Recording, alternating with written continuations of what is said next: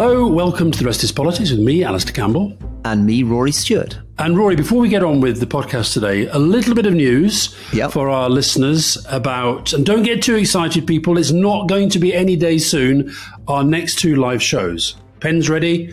Wednesday, September 13, we will be in Edinburgh, Rest is Politics live at the Usher Hall. And the following day, Thursday, September 14, we will be in Bath, or I expect Bath, as Rory would call it, at the Forum. And Rory, by an amazing coincidence, these are going to coincide with the launch of a book, Politics on the Edge. Politics on the Edge. Thank you very much for remembering that. And I'm really excited to see people in Bath and Edinburgh. And tiny plug for me again, which is anybody in the Manchester area wants to come along. I'm doing a solo thing on 2nd September in the Lowry. And I will be doing sterling work signing, but I believe Alastair will also be prepared to be signing a little bit. So there'll be a double opportunity, the two of us sitting next to each other at the desks. So, pre-sale tickets to these shows for members of the Rest is Politics Plus are on sale right now. If you want to take advantage of that opportunity to buy early tickets in this pre-sale, just sign up at therestispolitics.com. If you're someone who's really keen to secure tickets, this is worth doing, as the general sales often sell out literally in under 5 minutes. So head to therestispolitics.com to avoid disappointment. And the general sale will still then open to the public Friday, 16th of June, 9 a.m. We'll tweet the ticket link from the Rest is Politics Twitter account at Rest is Politics at exactly 9 a.m. on Friday. Now, Alastair, tell us where you are and what you've been up to. I'm at home in a very summery shirt. I'm feeling quite virtuous and fit, having done the Great North Swim in Windermere, up in your old part of the world. Since when Fiona and I have been going absolute culture vultures in recent days. We've been to the theatre 3 times. Seen Patriots at the Noel Coward Theatre, which is about Putin and Berezovsky's relationship. Absolutely brilliant. We've seen The Motive and the Cue, which is about John Gielgud directing Richard Burton in New York in Hamlet in 1964. Sounds very niche, but it is absolutely brilliant. And last night, James Graham, who's a declaring interest, a good friend, probably the best playwright in the country, I'd say, at the moment, and his new play, Dear England, at the National Theatre, which is about Gareth Southgate and penalties. And honestly, Rory, even though you know less about football than anybody on the planet, you will really enjoy it. And I think anybody will enjoy it. It's just absolutely brilliant. Oh, thank you. Well, my news, I'm in Amman. I'm about to fly to Doha this evening when I get off the phone with you. And Shoshana has been in Syria and in Afghanistan. And it's been fascinating. I mean, I think firstly, the sense of Syria, just how tragic things are on the ground in Syria at the moment and how depressing. And then in Afghanistan, oddly encouraging. She was visiting the primary school that we set up together 15 years ago and meeting female graduates who came back to speak at the school, who've done degrees in chemistry, and it's been really kind of moving. So anyway, we promised at some point maybe to see if we could get Fiona and Shoshana on the show, and we should try to do that. Well, and also we promised that we'd give some good news every now and then, and that sounds, even in a pretty horrific set of circumstances, she's there on the ground and saying things are showing some signs of improvement. That's rather encouraging. So, Rory, as for today, we're going to talk about Johnson fallout. I mean, I was really hoping we wouldn't have to talk about him again. But I think that the sense of absolute open warfare now between him and Sunak, and this utter nonsense about Nadine Dorries and peerages and interns going to the House of Lords, the whole thing's horrific, but we'll talk about that. I think we should talk about Nicola Sturgeon as well. That was sort of quite big news as we were driving back from Windermere when she was arrested by the investigation into SNP finances. Little retrospective look at the life and times of Silvio Berlusconi, dead at 86. And also, you've been saying for a while that we don't talk enough, and you're right about this, we don't talk enough about Latin America. So we're going to do a little section, well, probably quite a big section at the end on Latin America, and in particular, relations with Beijing and Washington. So do you want to kick us off with the whole sort of Johnson mess? Given that you've got a lovely, you enjoy nothing more than the question of Eton, there was a good letter in the newspaper from someone called John Clawton, who was a master at Eton, writing in the Times saying, whatever wider strategy Eton adopts, the school will continue to educate the global elite. Perhaps its most important mission will be to ensure that its pupils are saved from the sense of privilege entitlement and omniscience that can produce alumni such as Boris Johnson, Jacob Rees-Mogg, Kwasi Kwarteng, and therefore damage a country's very fabric. Sadly, I failed in that purpose. John Clawton, Master, Eton College, 1984 to 2001. Wow, very good. Nice letter like that. I mean, I have to say, Rory, I think it is the inbuilt privilege, etc., that leads to such people thinking that they're entitled as they are. But Johnson's levels of entitlement are now reaching barely imaginable that he can seriously think that having been kicked out of office by his colleagues who decided that there were, if you remember, going back to Downing Street, there were sufficient ministers willing to stay with him.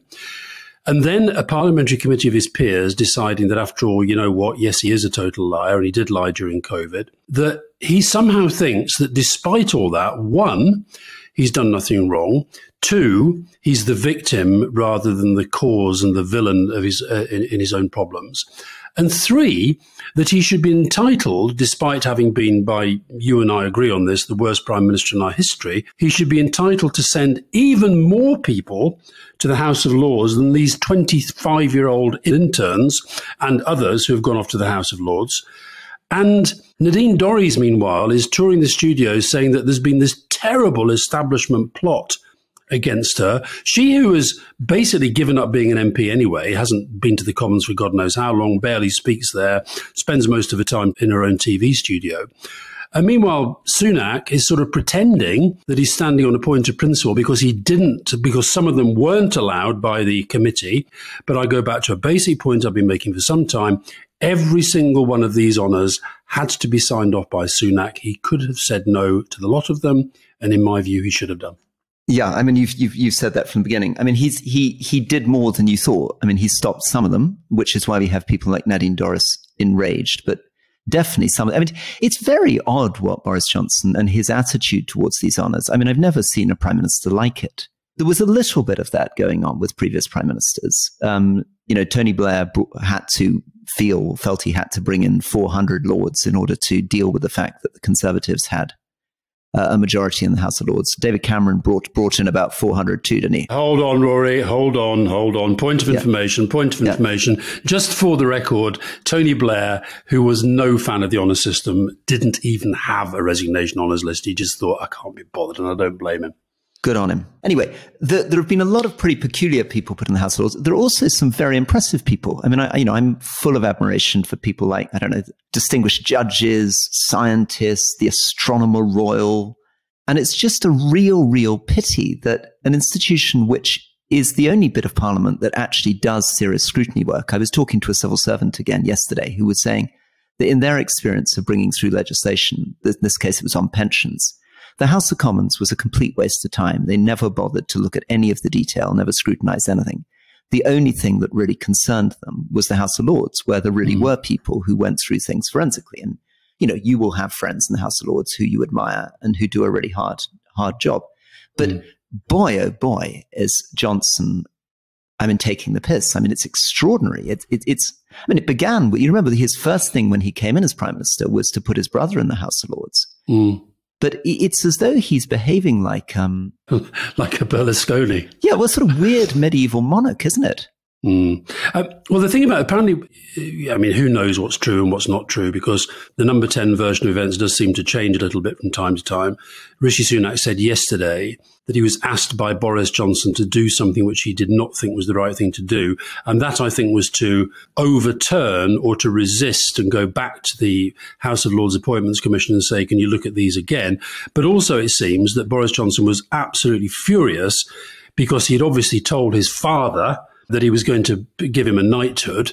And it turns out that somebody in the system, whether it was number 10, whether it was a commission, I don't know, or it was Sunak, said, no, that would be utterly absurd. But do you know the one that I think is, if anything, the most absurd of all? What on earth has this young woman, Charlotte Owen, done to deserve to become a life peer? That means she takes a seat in the House of Lords, she becomes part of our legislature for the rest of her life, alongside others who've sort of, helped Johnson through his useless premiership. She's 29. She's got a 2-1 in politics and international relations from the University of York. And her main CV, the main points of her CV has been that she's been an intern and a parliamentary assistant to a succession of Conservative MPs. Now, honestly, can you explain to me how that justifies a peerage? It's totally astonishing. No, I think he's, I sometimes think that he's deliberately trying to bring the whole house down around his head. I mean, he's doing things so provocative, like, I mean, partly, putting his brother in the House of Lords, giving his father a knighthood is very out of central casting for some of these kind of Edward II medieval monarch types with their favorites and their families and that. But it's really, really weird. And I think some of these appointments are sort of him just thumbing his nose at the establishment and trying to discredit the whole thing as he does it. If people want to look on Twitter, there's a writer called Nicholas Shakespeare who's just written a very good book on Ian Fleming, but who absolutely specializes in brutal takedowns of Boris Johnson and has collected the greatest articles written on Boris Johnson over the last few days.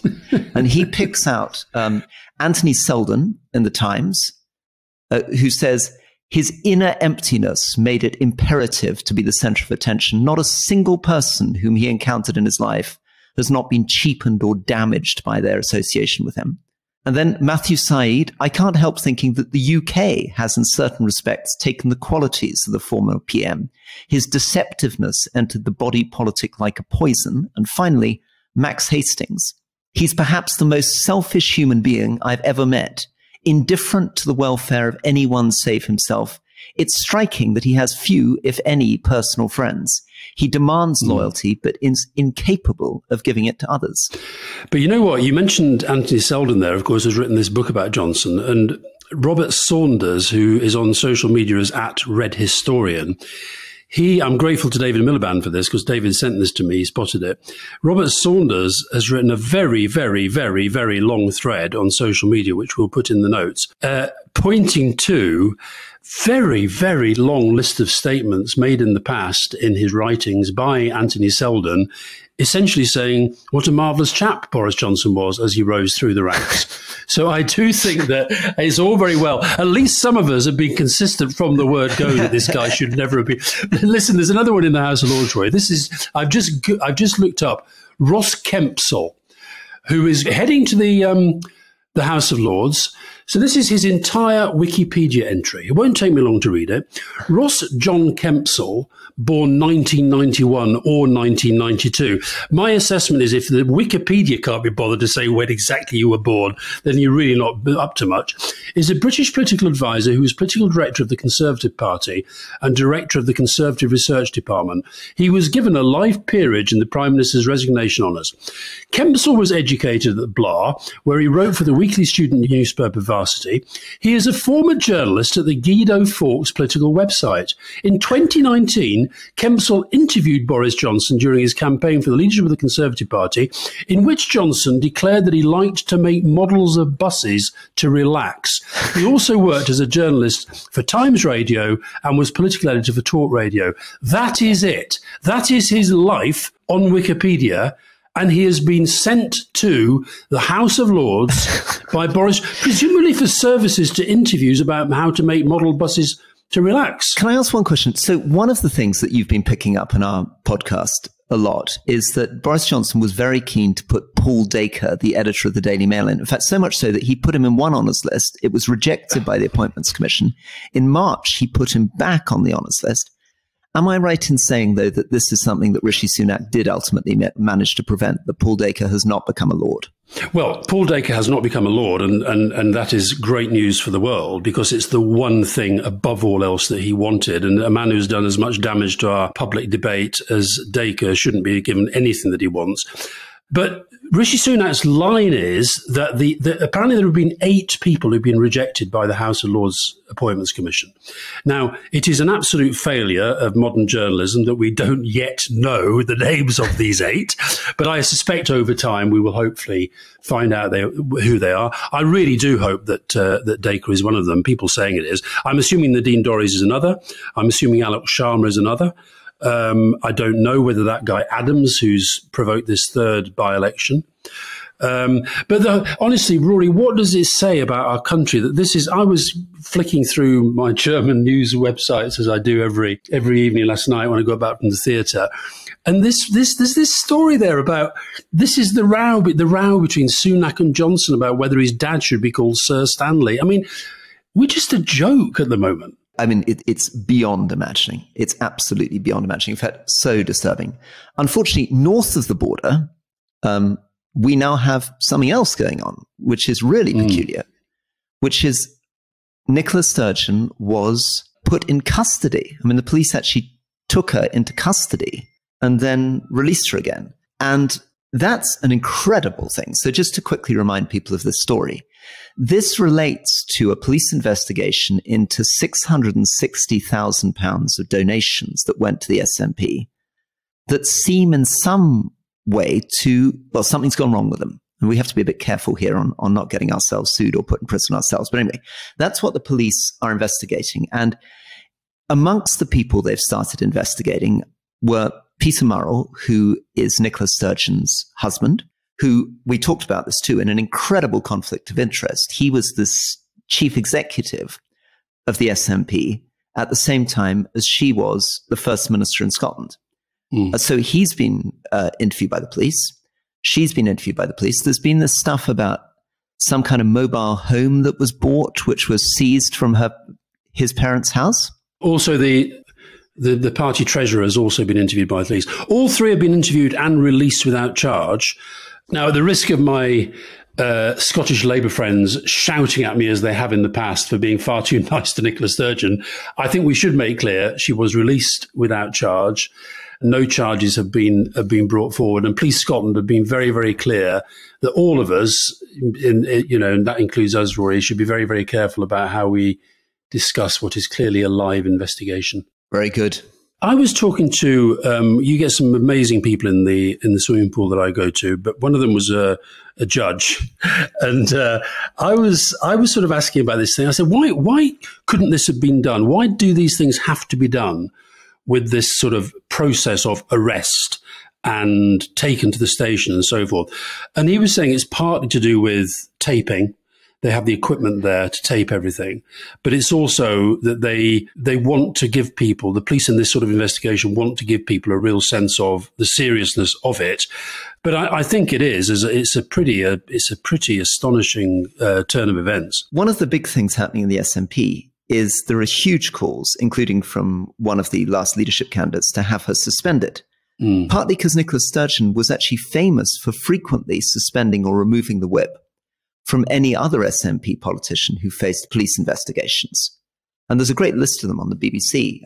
So Alex Salmond quit the party in 2018. You remember he was tried and cleared at trial of sexually assaulting 9 women. Yeah. Patrick Grady was suspended from the party for making another MP for making a sexual advance to a teenage member of staff. Former Finance Minister Derek Mackey was suspended for messaging a 16-year-old boy on social media. Margaret Ferrier lost the SNP whip after speaking in the Westminster Parliament while awaiting the results of a COVID test in September 2020 before travelling back by train to Glasgow without self-isolating. And another former SNP MP, Nathalie McGarry, was sentenced to 2 years in jail for embezzling £25,000 from the SNP. It's quite a long list, isn't it? It's quite a long list. And I think, one of the things that obviously Nicola Sturgeon was doing by suspending these things quickly was to try to say, this is not a tiny, cozy set of people.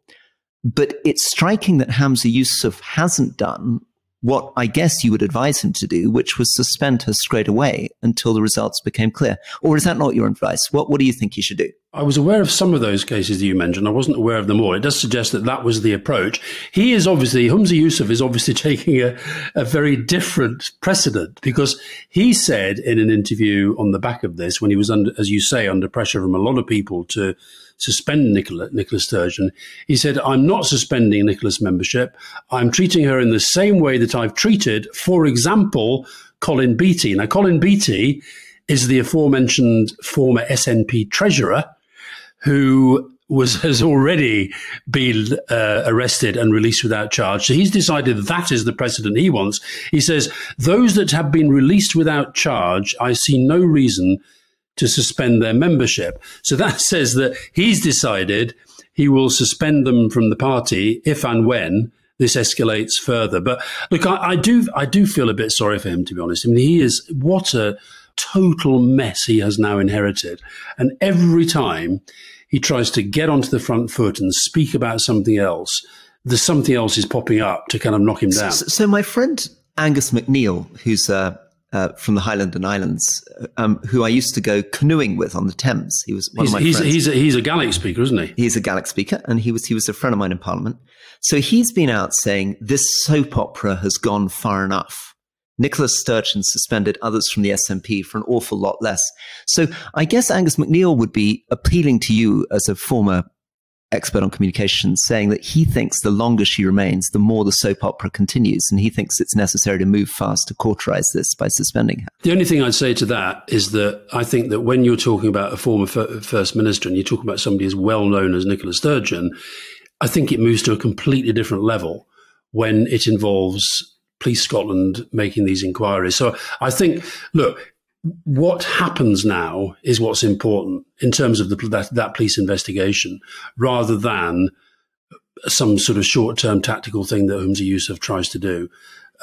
So, look, I'm guessing that what Angus is saying there about this is part of this.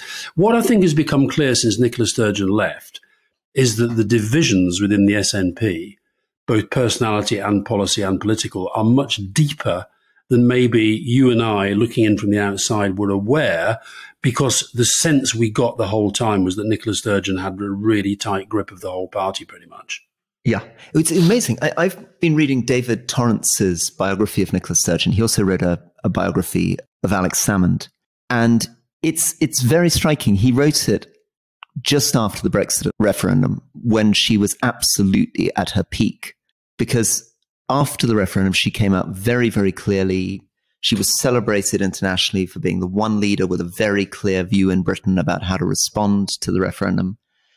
And it's an extraordinary story. It's a story of somebody who was a very, very hardworking girl from a tough working class background in Ayrshire, who got to Glasgow University, was fanatically interested in politics and SNP politics from the age of 16 onwards.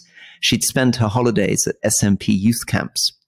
And her first connection with Peter Morrell, now her husband, former chief executive of the SNP, was that he was running SNP communications and put her on television at the age of 18. That was her first appearance, because he already spotted the talent. And somebody who was initially far to the left of you. She was disgusted by Neil Kinnock, for example. She thought he was far too right-wing. She very much on the kind of Bennite side of things. And, you know, very much CND was incredibly important to her. That strand exists still in the SNP. And I think that's the thing that she's managed to straddle pretty well. Look, I think there's no doubt she's been a very, very significant political figure and has been viewed widely as a very, very effective politician. But the big thing that she's fought for all her life looks to me like it's less likely to happen than it did. And obviously, her statement was very, very strong. I'm confident I haven't done anything wrong, etc., etc., etc. So that's why I say, ultimately, where this case now goes will decide her legacy as much as anything.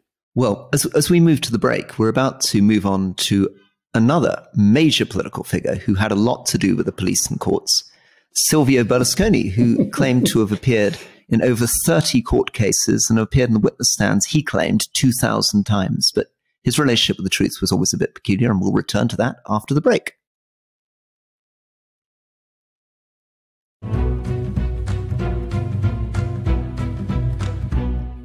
So, welcome back to The Rest is Politics with me, Alastair Campbell. And with me, Rory Stewart.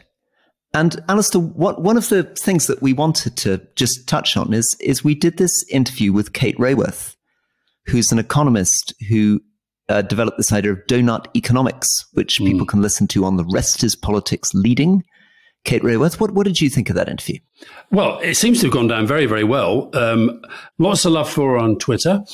Look, as we said in our discussion afterwards, that we both, I think, found something utterly compelling about her vision and the need for the scale of change required. But but we just couldn't quite see how to make it happen politically. But I'll tell you, I don't know if you've been following this. I'm going to just hold this so you can see it, and we'll put it in the show notes as well. Have you seen these graphs on the temperatures of the water in the Atlantic, which are just absolutely terrifying?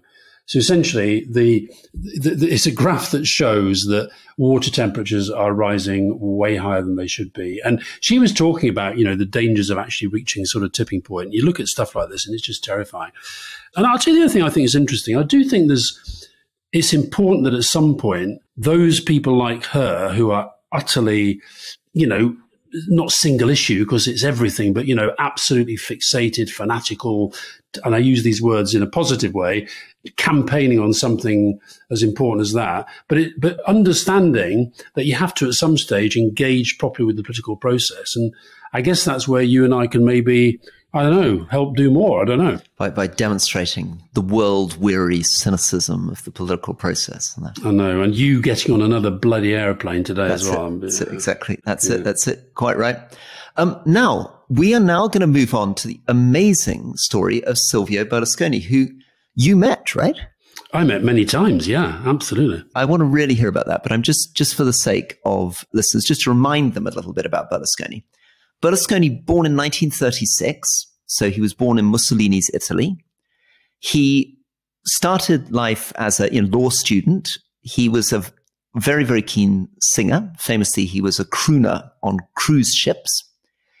And he then went firstly into real estate development, where he built these enormous sort of interconnected 1970s futuristic skyscrapers for 4,000 people connected by weird bridges.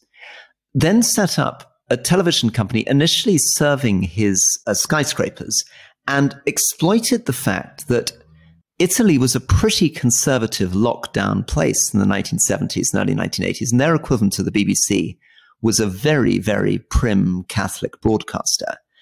And he pioneered, essentially, women with their tops off and entertainment shows, and eventually managed to persuade an Italian prime minister in the early 1980s to pass emergency legislation allowing his shows to be shown through the country, and ended up controlling 90%, literally 90% of Italy's television.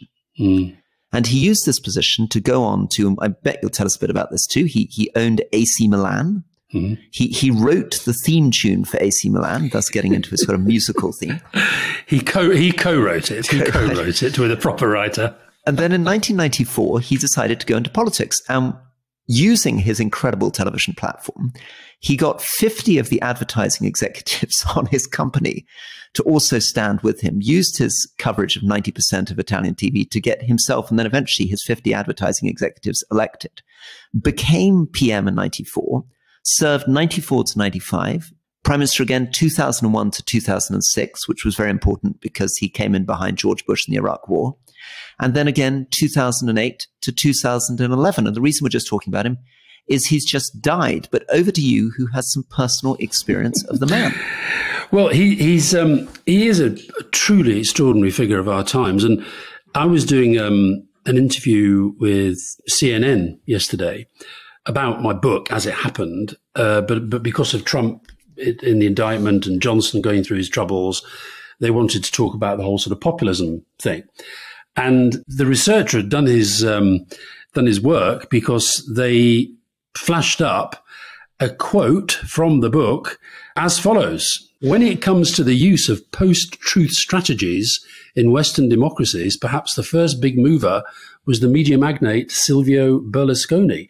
I think he is in many ways a precursor of Trump and of Johnson. And I think what he did, which was incredibly clever, if his aim was always to go into politics, which I suspect it was, and he once said to somebody, by the way, that the first time he went into politics, it was to avoid landing himself in a terrible court case where he thought he was going to go to jail.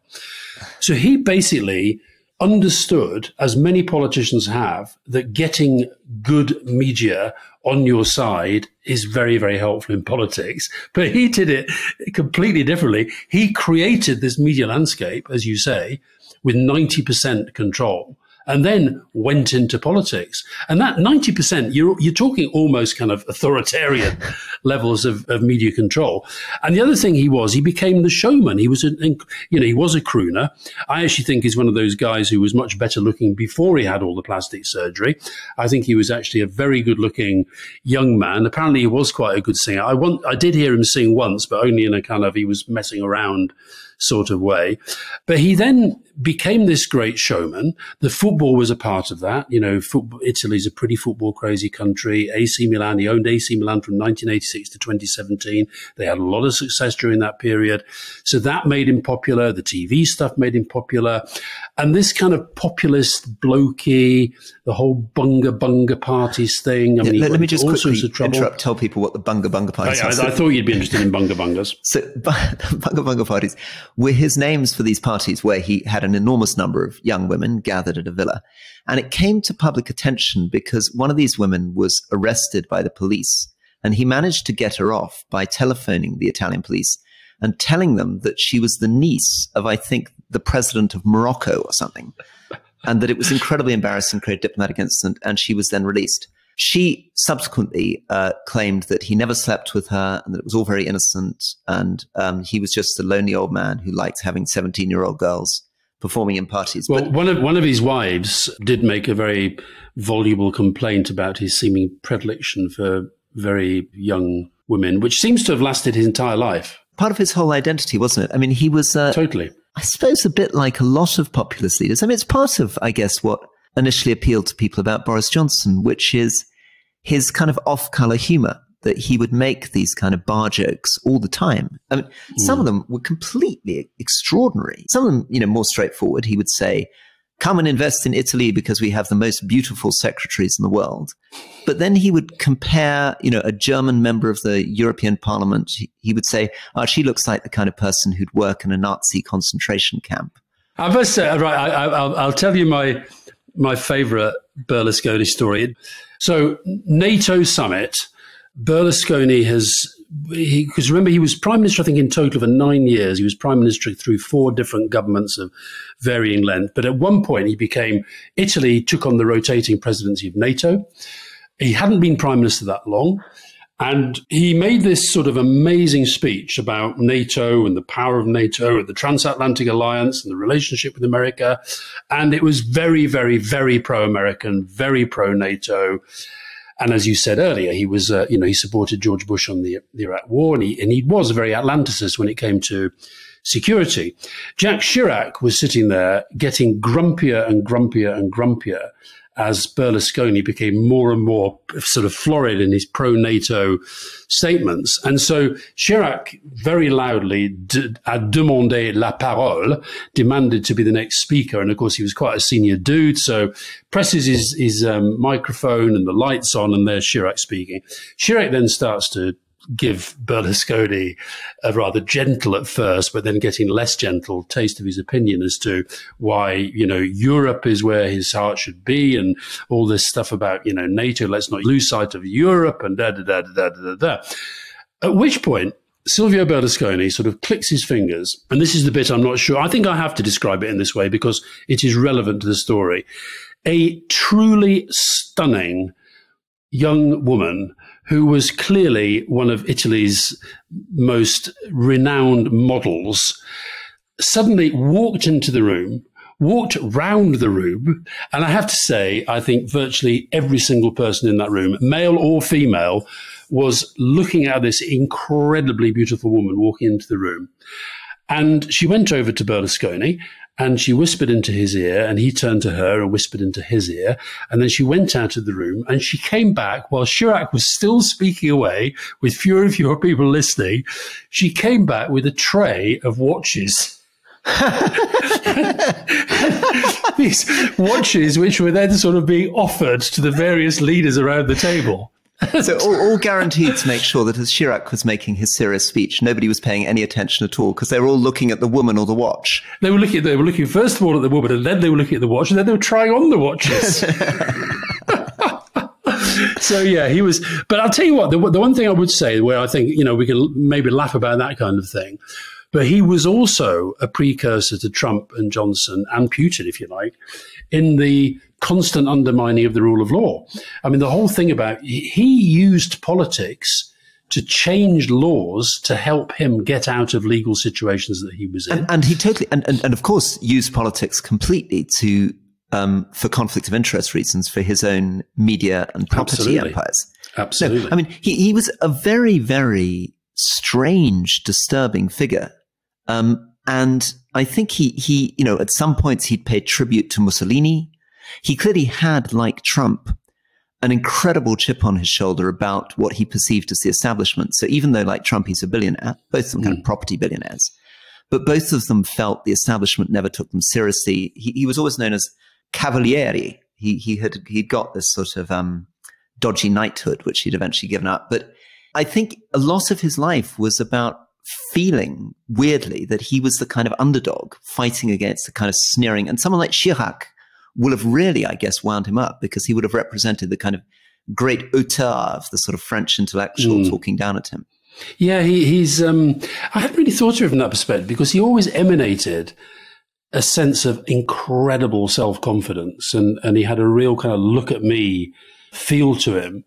But you could be right, maybe because his background, I think, was quite. His dad was a fairly lowly bank official. His mum, I think, was a housewife who just looked after him and the family.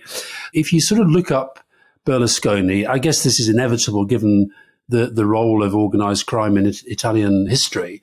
But, you know, the links with the mafia, there's always that sense of, you know, how close he was or wasn't to organised crime. Well, because Dell'Utri, who was the co-founder of Forza Italia, with him, was eventually sent to jail for 9 years for his mafia links. Yeah. And there's a lot of questions about where, I mean, it's the same with that horrifying figure in the United States, Jeffrey Epstein.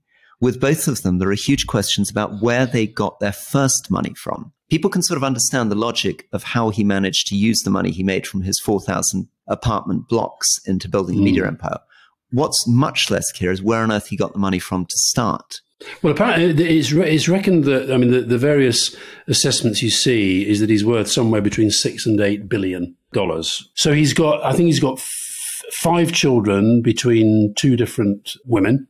So they all stand to gain a fair few bob. The favourite little fact that I didn't know until I saw some of the obituaries is that he was a Freemason, and his lodge was called, if I was a Freemason, this is the lodge that I would join. It was called Propaganda Due. Propaganda Due. Propaganda Due Lodge was Berlusconi's lodge. It's a good fact. Okay, now we don't have much time left in the podcast, so we wanted to touch briefly on Latin America. And you'd been looking at something called the Lithium Triangle and relationships with China. And obviously we'll have chances to come back to Latin America in more depth on other pods, because we don't do enough on Latin America. But I'd love to hear from you a bit on what you've been finding out. Well, this was your idea, really, to say, you know, we didn't really talk about Latin America much. But I think that, you know, we've talked about Africa, and you've got a lot of experience of Africa. And it seems to me that during the Cold War, there wasn't that much interest being paid to Latin America, particularly by China. And I can't remember who it was that somebody came up with the idea that we've gone from the Cold War to a cold peace, and that China has actually been very, very, very systematic about developing relations in Latin America. It was Richard Haas, who's the president of the Council on Foreign Relations. He says he's got this view that power is now spreading to a greater number of actors in the geopolitical space, and that Latin America is a target for that. And you probably heard this phrase about geopolitical swing states.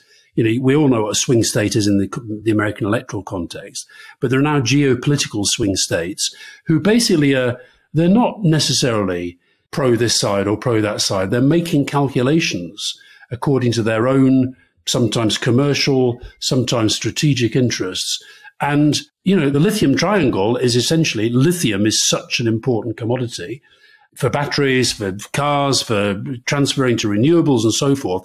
And Argentina, Chile and Bolivia are right up there in terms of possessing the lithium that other nations, and particularly the Chinese, want. And of course, the Chinese then have the capacity to take it and do with it what they will. So I just think that you're seeing far more attention from China, from America.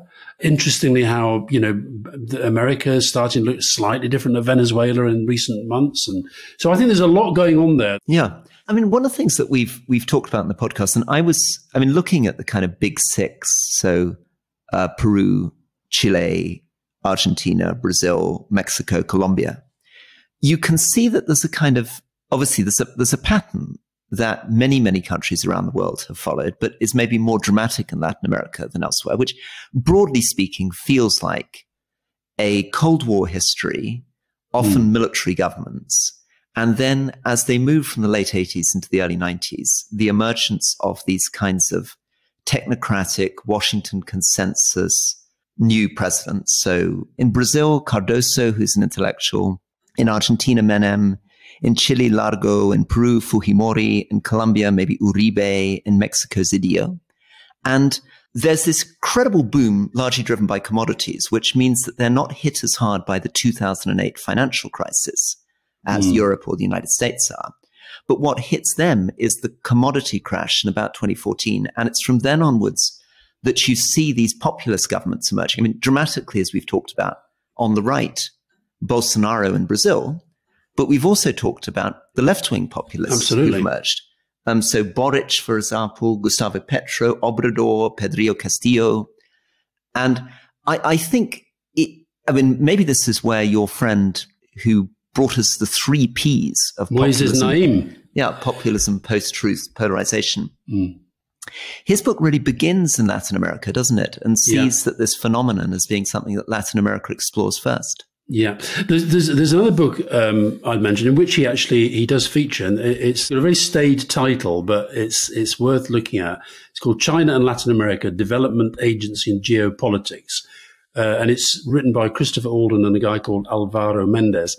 And it is literally that, a history of relations between China and Latin America. And the turning point seems to have been Deng Xiaoping in the late 70s and the whole sort of reform program and the restoration of diplomatic links that, frankly, during the previous era had just been sort of virtually untouched. And the country that really seems to have sort of led this in a way was Peru. And there was a new Peru-China trade agreement in 2009, and that led to sort of, massive new foreign direct investment. Argentina, obviously hugely important. They've got an election coming up this year, but part of the debate in that has been, are we America? Are we China? And obviously Brazil, Latin America's biggest economy, biggest population, lots of natural resources and so forth. And Lula, interestingly, has been out to China quite recently, and they're talking about this big partnership on a satellite. Yeah, so this is related to the Belt and Road Initiative, which is this amazing Chinese infrastructure investment, $4 trillion worth, which you see a lot of in Africa, you've seen in Pakistan and in Latin America, which is about building an incredible network of infrastructure from dams, ports, roads, bridges, and actually has even had European and East European outshoots as people have signed up to the Belt and Road Initiative. It's a sort of Chinese massive soft power play with an enormous amount of development finance behind it. No, and that's exactly what it is. And the point is that in the past, a lot of Chinese diplomacy has been conducted through stealth. And they're now out there very, very openly inviting partners in Central and South America in the Belt and Road Initiative. They've got this new partnership with the community of Latin American and Caribbean states.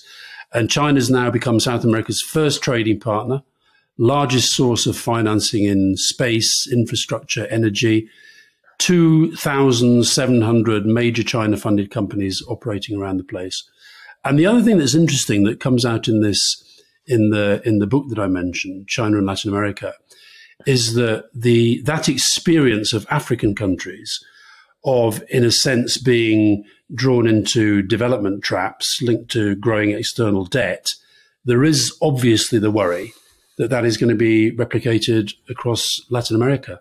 Listen, just as we come to an end, I'd like to plug a guy called Michael Reed, who's written a very good book called Forgotten Continent, who I think was at The Economist, but anyway, a British journalist who's done some brilliant work on Latin America. Good. Well, okay. We should call it a day then. Well, thank you all very, very much. Or thank you in particular, not all of you. Also the team. But yeah, thank you to the team. Thank you to our producers, who we don't thank enough. And also thank you to you. All right, Rory. Speak to you soon. Speak soon. All right.